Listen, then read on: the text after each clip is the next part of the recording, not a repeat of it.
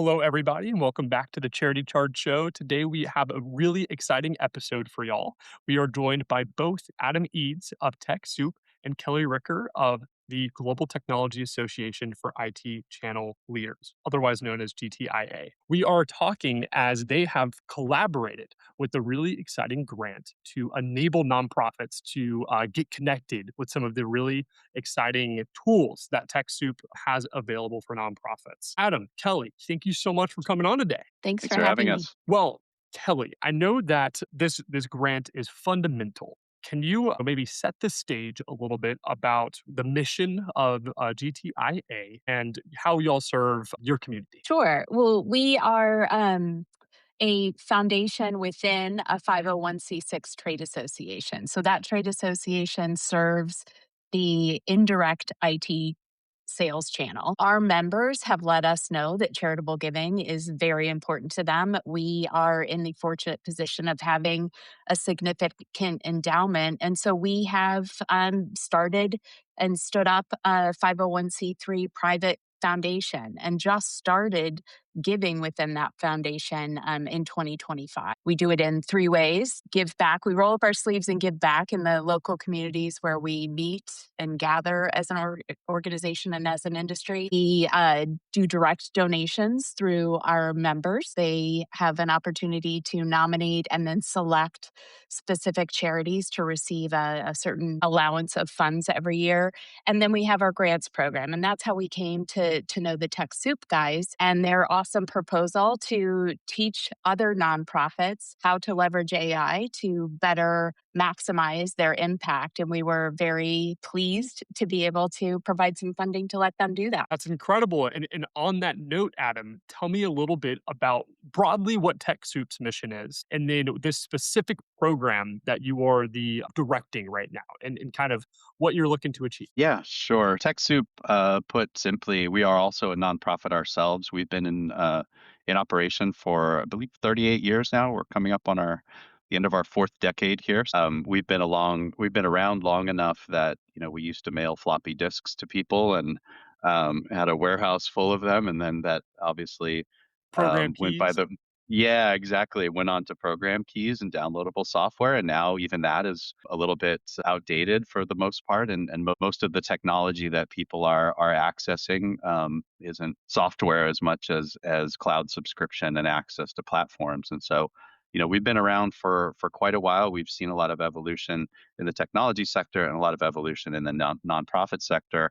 And we sit in this really interesting position, I think, where we get to operate as sort of a translator for both of those two communities. So we help the nonprofit sector to understand their technology roadmap or their challenges and help them approach those challenges. And we also help, our corporate partners understand the challenges of the nonprofit sector. I mean, there are kind of every organization is its own unique snowflake and has its own characteristics, but there are these broad themes we see with nonprofits that you wouldn't see so much in the private sector with larger companies. And I think very often our tech partners, the Microsofts, the Adobes, the Googles, don't necessarily have a line of sight into what those unique challenges are. And so we're able to help kind of articulate in both directions, which is a really nice place for us to sit. That's incredible. And then from what I understand, TechSoup Plus really sits in this niche where it's kind of helping enable the nonprofits that you serve to actually kind of understand, educate themselves, and actually use these technologies to their full capabilities. Yeah, exactly. TechSoup Plus is a relatively recent initiative for us, and it's really answering for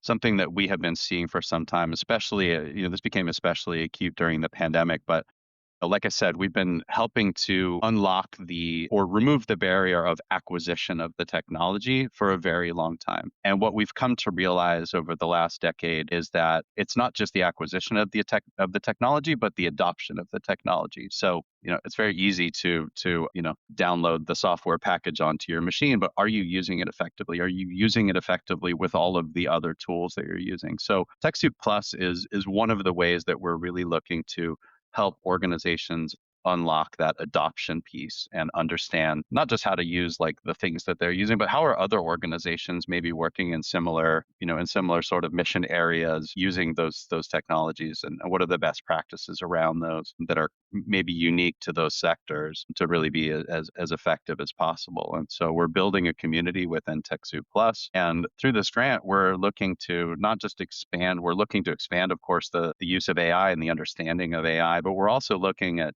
using this to unlock different modes of helping to point people in the right direction for what their kind of most immediate challenges are. So it's a very exciting collaboration, and it's a great opportunity for us to be able to build those muscles within the TechSoup Plus environment, to really help organizations to take their digital transformation journey in, let's say, manageable bite-sized pieces, as opposed to being overwhelmed by the enormity of the task ahead, but really help them take that next step and then the next step after that. That's incredible. And you mentioned adoption. And from what I understand, this collaboration, this grant, it's enabling 100 new nonprofit organizations to enroll in TechSoup Plus.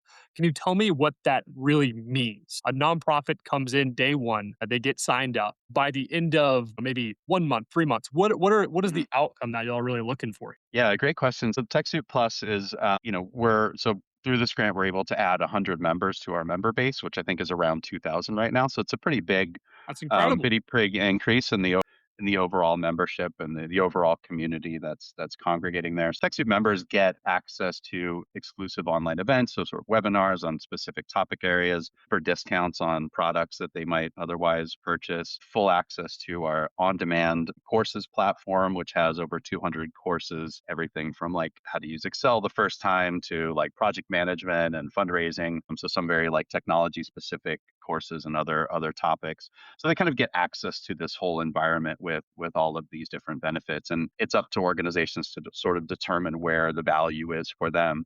What we're trying to develop around this, starting with AI and hopefully expanding to other areas, is helping to kind of surface the thing that is most relevant to an organization. Like I said, what's the kind of next step?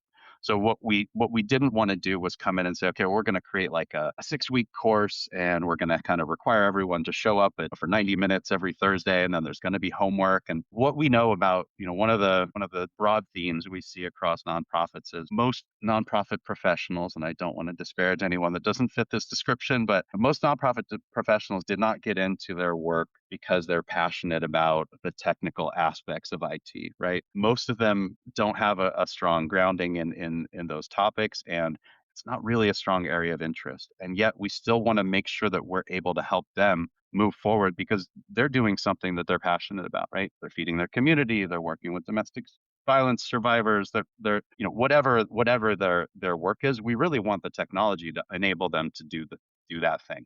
We don't want them to get bogged down and try to say, well, we're going to make you into an IT expert or an AI expert.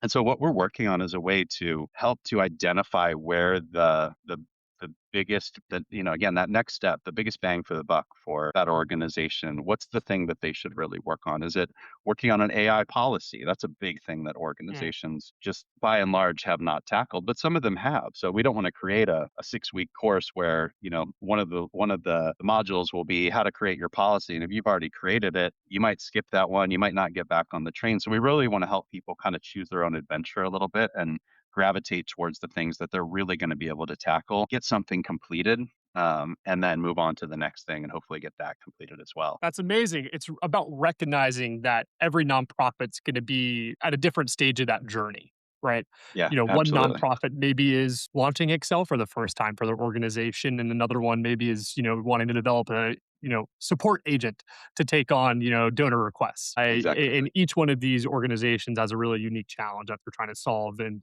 hopefully that's something that y'all can assist with, no matter what step Yeah. of that stage they're around. Yeah. We want to meet people where they're at, and we don't want to take away, detract from what they're doing day to day. I mean, the reason that we're bringing them into this program is we think that the work that they're doing in their community is super important.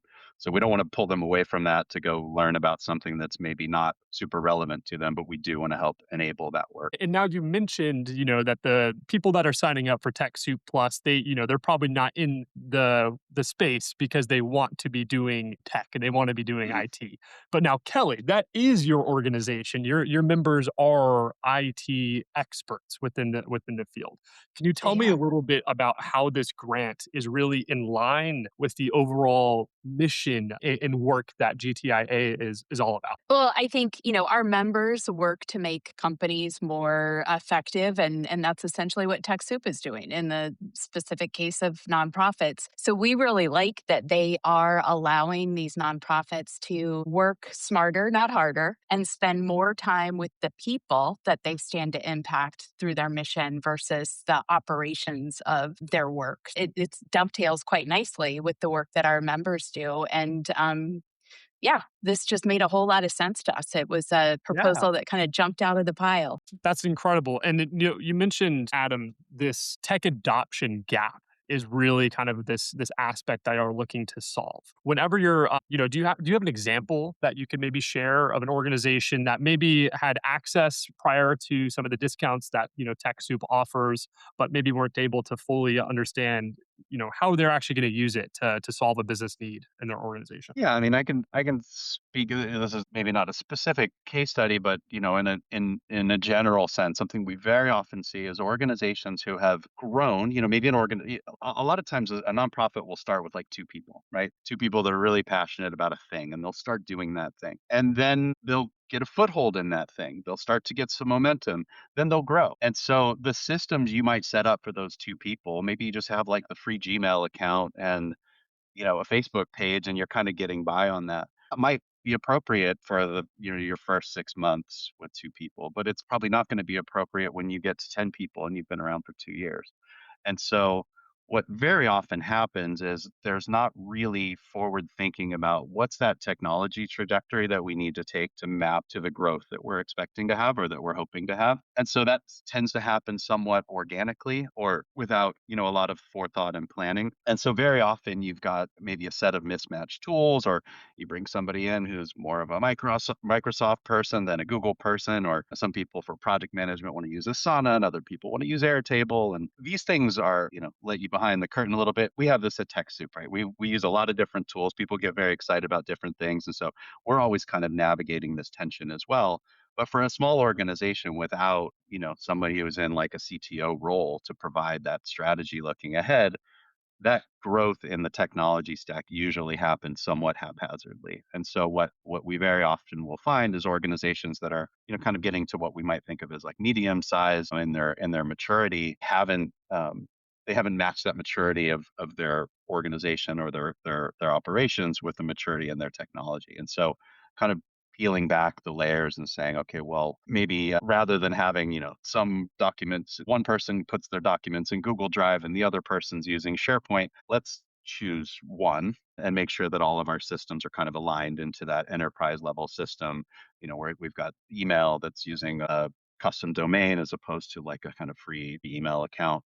There's security, there's credibility, there's all these other aspects that kind of go with that growth. And I don't think organizations usually don't have the luxury of kind of thinking ahead. So very often what we're finding with nonprofits are they've taken a couple of, I don't want to say wrong turns, but maybe suboptimal turns. And we're just helping them sort of wind back the clock a little bit and say, okay, well, let's integrate these tools you have, or maybe take a couple of tools off of the plate because you've got some redundancies. You don't need probably Zoom and Teams in your stack. Maybe you just want to align around the tool that's going to be the best approach for you. And so that's very often, in a general sense, what we see where we're just helping organizations figure out not necessarily how to get more stuff. It's much more often how to better use the stuff that they already have. And I mean, that's the whole ethos of the nonprofit space, right? Is being scrappy, it's being efficient. And it's Yes. also because in some ways that's how nonprofits are graded, right? It's like Hmm. how are you spending programmatically versus on operations? And it's very incentivized Yeah. to make that operation side as efficient as possible. And but then some of the investment in helping organizations get there has been lacking. Well, if I can give a shout out to GTIA for forward thinking on this. I mean, I think the philanthropic sector by and large has a lot of I don't want to disparage them. They're great people. They have a lot of, there's a lot to learn in terms of what needs to be invested in technology.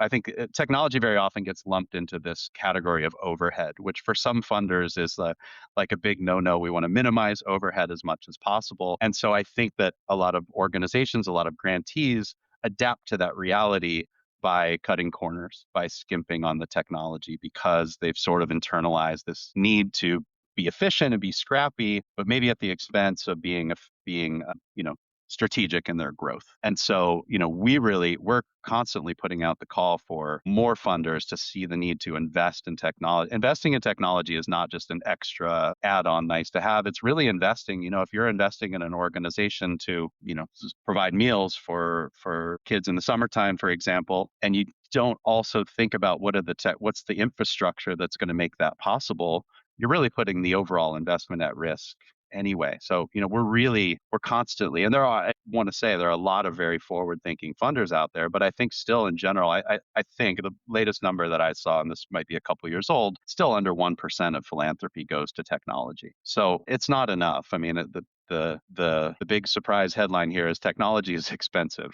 And it's not getting any cheaper. And so it just really does require thoughtful investment. And so, shout out to GTIA for kind of seeing that as like an area where they can really have an impact and meet a need that's very commonly unmet. Yeah, thank you for that. We had some very intentional discussions about that when we were putting our plan in place. Because up to very early last year, we were really focused on a lot of programmatic things, whether it was improving digital literacy or skilling people up for jobs. And all of those sound really sexy and great. But somebody on the committee stopped and said, hold on, there's so many good causes out there. And as the Technology Association, we should really be looking to fund operational grants. And so we did include both programmatic and operational grants in our purview. And Kelly, I was going to ask because your background, it's really unique, right? You both sit in the operations seat for the nonprofit association, but also,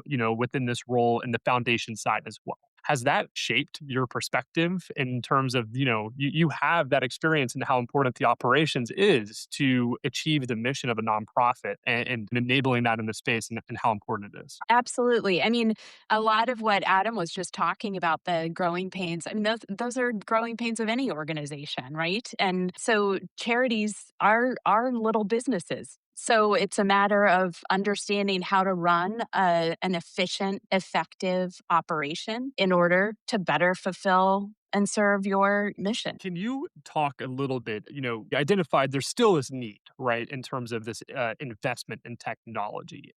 If there's another maybe funder or foundation that's listening in, can you walk me through a little bit of what that thought process looked like internally and really where you were able to align that, hey, an operational grant is something that we want to do and we really want to stand by? I think it helps that our members do this every day.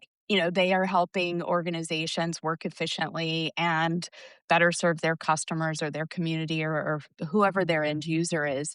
So it helps having people at the table who do that every day to say, hold up, let's not forget about that expensive technology line item that Adam mentioned. So, I think it was not an either or, it was a yes and, because people still wanted the opportunity to give to cool projects. If you're helping kids get, early reading programs by, deploying new tablets and some new software, that we want to be able to fund that. But by the same token, we also want to make an impact in our member communities with the causes that our members care about. And their causes are not always technology centric, but those organizations need technology to better operate. So yeah, we approached it as a yes and. That makes complete sense. And it's so funny that, you mentioned it's like, yeah, we're in a room probably of people that are running into the same challenges in their work because even in a for-profit,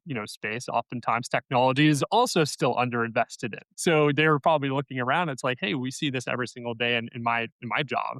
I'm sure nonprofits are probably facing something really similar too. Exactly. That's incredible. As you look to, the future and kind of the vision here, Adam, can you speak a little bit to what you hope that this grant is really able to achieve and maybe set the groundwork for something bigger for TechSoup Plus? Yeah, I think, specific to the AI learning journey, I mean, I think the more that I've been kind of diving into this, and I'm not an AI expert myself, so, I'm kind of, grappling with this in the way that a lot of our constituents are grappling with it. And, I do focus a lot on cybersecurity and other programs that I manage at TechSoup. And what we've really learned about cybersecurity, or I have personally over the last several years, is that it's so much more than, in fact, much more than a kind of adoption of a tool. It's a mindset change, it's a behavior change, it's a cultural change within an organization that's going to put you on solid footing in terms of a security posture.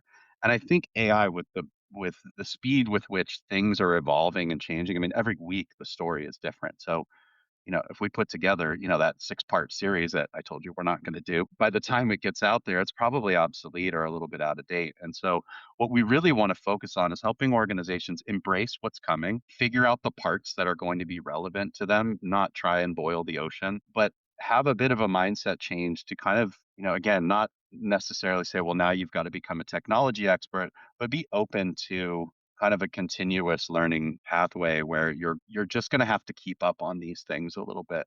AI increasingly is not, the kind of standalone LLMs that we're all familiar with, like ChatGPT and Claude. But increasingly, they're little widgets in the software you're already using. So if you're using Adobe Acrobat and suddenly there's a little AI thing up there, you're like, well, what's that? Do I need to be afraid of that? Can I put data in Yeah. there? Is it safe? And so just being able to kind of, understand what this landscape is, where it is now, where we think it's going, I think is going to help people follow it along. So we don't just teach them, well, here's what it is in May of 2026, but actually here's how you can kind of keep yourself ahead of the game as we go forward. And these things kind of change week by week in some cases. And it makes complete sense, right? That's a culture and attitude adjustment. Like as you said, right? If you're teaching to what the current landscape is, it's changing so rapidly.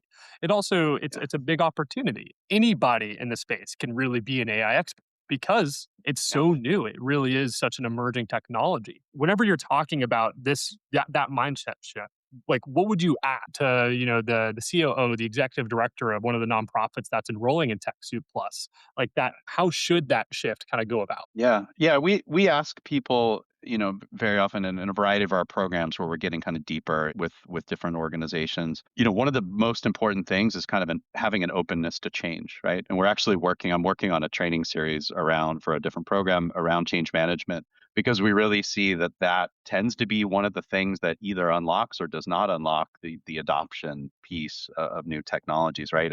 Sometimes there's just that one person who's been at the organization maybe for a really long time, is really accustomed to using this one tool, and they are not going to switch to the new thing that you just got, no matter how much you tell them they have to. So that becomes the sticking point. It's not necessarily the technology or even the expertise. Sometimes it's just the cultural shift within an organization. So really, I think, again, getting people to kind of embrace the uncertainty, embrace the change, and, embrace new ways of doing things, and then start to see little victories, right? Like being able to celebrate a little win and say, oh, wow, I did this thing, I was able to create this PowerPoint deck that would normally take me 3 or 4 hours.